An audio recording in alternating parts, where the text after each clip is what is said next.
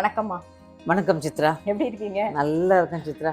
உங்களை நம்ம பார்த்துட்டு இருக்க நேயர்களுக்கு வணக்கம் சொல்லிக்கலாம். கண்டிப்பா. நேயர்கள் அனைவருக்கும் எனது அன்பான வணக்கம். இப்போ ஆக்சுவலாக வந்து ஃபர்ஸ்ட்டு வந்து நம்ம என்ன பேச போகிறோம்னு பார்த்தீங்கன்னு வச்சுக்கோங்க. உங்க கூட பேசுறது எனக்கு ரொம்பவே பிடிக்கும். நீங்கள் எது பேசினாலும் ரொம்ப சந்தோஷமா இருக்கும், கேட்டுட்டே இருக்கலாம் போல இருக்கும். முக்கியமா இன்னைக்கு வந்து நம்ம வந்து உங்களுடைய ஸ்வீட் மெமரிஸ், அதாவது சின்ன வயசுலேருந்து நீங்கள் ஸ்கூல் போனதுலேருந்தும் பேசலாம், இல்லை அதுக்கு முன்னாடி நிறைய மெமரிஸ் உங்களுக்கு ஞாபகம் இருந்தா அது கூட நம்ம பேசலாம். ஆக்சுவலாக எனக்கு ஸ்கூல் போன மெமரிஸு, பட் அதுக்கு முன்னாடி அப்படின்னு சொன்னால் நிறைய அப்பா அம்மா அந்த மாதிரி விஷயங்கள் நிறைய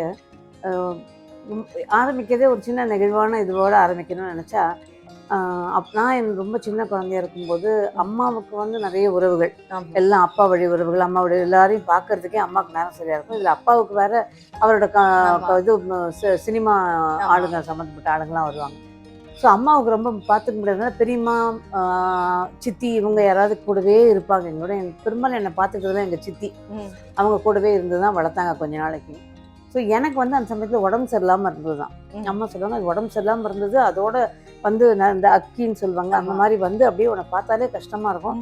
ஆனாலும் வந்து உங்கள் அப்பா, நான் பிறந்ததுக்கு அப்புறம் அப்பாவுக்கு வந்து 57 வந்து இந்த மாலையிட்ட மங்கை படம் எடுத்து நிறைய கடன் பட்டிருந்தது, எல்லாம் கடன் தான் அடைஞ்சு ஒரு நல்ல ஒரு டேர்ன் பேக் இருந்தது அப்பாவுக்கு, ஒரு லுக் பேக்னு சொல்லுவாங்களே, அது மாதிரி திருப்பி பழையபடி நல்லா வந்தாங்கன்னு சொல்லி. ஸோ அப்பாவுக்கு வந்து என் மேலே ரொம்ப இஷ்டமா, பிறந்து என் பொண்ணு பிறந்துட்டு தான் அவ்வளோ நல்லா ராசியானவங்கம்மா. ஐயோ அது பகவானோட செயல் இல்லை.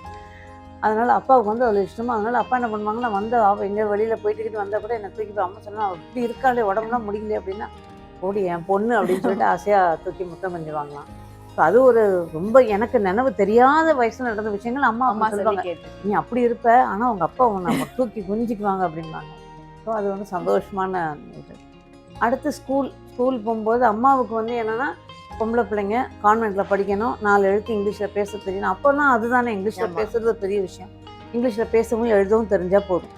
அதை தாண்டி பெருசாக காலேஜுக்கு அனுப்பணுங்கிற ஐடியாலாம் அம்மாவுக்கு இல்லவே இல்லை. அதனால் அது கான்வென்ட்டில் சேர்த்துருந்தாங்க. கான்வென்ட்டில் வந்து அப்போ நான் ladies holy angels convent. So இப்போதைக்கு வந்து முழுக்க பெண்களுக்கானது. ஆனால் அப்போ வந்து ஒரு பகுதி மட்டும் ஒரு 5வது வரைக்கும் ஆண் குழந்தைங்களும் படிக்கலாம். ஸோ நானும் என் தம்பி அந்த ஸ்கூலுக்கு பேபி கிளாஸ், அப்போ எல்கேஜி யூகேஜி தான் கிடையாது, பேபி கிளாஸ் தான்.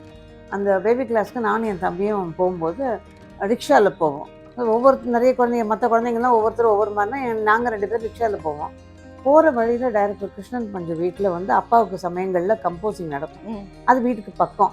ஸோ அப்பா அங்கே இருக்காங்கன்னு தெரிஞ்சிச்சுன்னா நாங்கள் 2 ரிக்ஷா கட்டு அந்த வழியாக போகும்போதே கேட்போம், எங்களுக்கு நிறுத்து, அப்பாவை பார்க்குறோம். அப்பாவை நிறுத்தினோடனே அப்பா என்ன பண்ணுவாங்க, நாங்கள் பார்த்தோன்னா 2 பேருக்கு அப்போ 5 பைசாங்கிறது பெரிய விஷயம். அந்த 5 பைசா அப்போ 2 பேர் கையிலையும் கொடுத்து ஸ்கூலில் ஏதாவது வாங்கிக்கிங்கன்னு அனுப்புவாங்க. அது ஸ்கூலுக்கு வரும்போதே, ஸ்கூல் உள்ள நுழையும் போதே அங்கே எங்களோட கொஞ்சம் வளர்ந்த பையன், ஆனால் என்னை விட 2 வயசோ 1 வயசோ பெரியவனா இருக்கணும்னு நினைக்கிறேன். அவன் முகம் ஞாபகம் இருக்கு, ஆனால் அது பேரும் முகமும் நல்லா ஞாபகம் இருக்கு. அவர் இப்போ பார்த்தாருன்னு உங்களை மீட் பண்ணுவாரு பாப்பாருன்னு நினைக்கிறேன். துளசிராம் புஸ்ஸா அவன் பேரு. துளசிராம் புஸ்ஸா. ஸோ அவனை வந்து உள்ள நுழையும் போதே என் தம்பி கையில் இருக்க காசையும் என் கையில் இருக்க காசையும் பிடுங்கிப்பான்.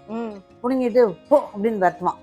அந்த துளசிராம் புஸ்ஸாவை பார்த்தாலே எங்கள் 2 பேருக்கும் கை காலெலாம் நடுங்கும். அழுதுனே உள்ளே போவோம் ஸ்கூலுக்குள்ளார. பட் அதை தாண்டி எனக்கு அந்த ஸ்கூல் வயசுல வந்து என்னோட நீங்க வந்து உங்க வீட்டுல வந்து சொன்னது கிடையாது. எனக்கு சொன்னது சொல்லியிருப்பேனா அதுவும் ஞாபகம் இல்லை. ஆனா பையன் பேர் கரெக்டா ஞாபகம் இருக்கு. இந்த வீடியோ பாத்தீங்கன்னா கண்டிப்பா வந்து ரேவதி அம்மா வந்து மீட் பண்ணிடுங்க. கட்டாயம், நிச்சயமா அவருக்கு இருக்கும். நீங்க நிறைய வயசு, பட் இப்போ நினைக்கும் போதானே முகம் மட்டும் மறக்கலை எனக்கு. அந்த நல்ல செவத்த உருவம், அந்த ஸ்கூல் ட்ரெஸ்ஸை போட்டுன்னு முரட்டுத்தனமான ஒரு இது, அதெல்லாம் என் தம்பிகிட்ட கேட்டேன் நான், உனக்கு ஞாபகம் இருக்கடான்னு. ஞாபகமே இல்லையே அப்படின்னா. பட் எனக்கு அந்த 2 விஷயம் மட்டும் மறக்கல. அவன் கையிலேருந்து காசை வாங்கினதும் அவன் பேரும் மறக்கலை. நல்லா ஞாபகம் இருக்குது. ஸோ ஸ்கூல் அப்படின்னா இந்த நினைவு ஒன்று.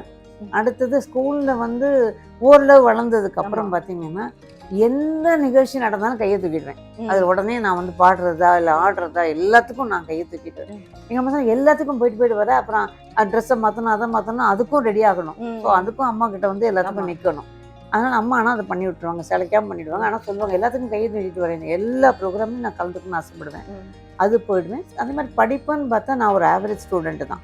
ஒரு 60 மார்க்கு அந்த அளவுக்கு தான் நான் எடுக்கிறேன். ஆனால் தமிழில் மட்டும் டீச்சர் சொல்லுவாங்க, தமிழில் உனக்கு வந்து 100க்கு 100 கொடுக்க முடியாது, 99 மார்க்கோட 98 மார்க்கோடு தான் நிறுத்துவாங்க. இப்போ அந்த மார்க் தான் கொடுக்க முடியும். தமிழ்ல ஃபுல்லாக நல்ல நல்லா மார்க் இருக்கு. வாங்கிடுவேன், நல்ல மார்க் வாங்கிடுவேன். ஸோ அந்த கவிஞருடைய மகள் இல்லையா? அதுக்காக அது ஸோ அது நல்லா இருக்கும். பட் ஸ்கூல்லையும் நிறைய ஒரு பெரிய குரூப்பு, நல்ல எல்லாரோடையும் கொஞ்சம் ஃப்ரெண்ட்லியாக அந்த மாதிரி. பட் இன்னைய வரைக்கும் கிட்டத்தட்ட ஒரு 20-25 பேரோட நட்பு இன்னும் தொடருது. ஒரு 50 வருஷம் கழிச்சு தான் அது எல்லாரையும் கண்டுபிடிச்சோம். இப்போ இன்னை வரைக்கும் தொடர்ந்துக்கிட்டு இருக்குது கடவுள் அருளால.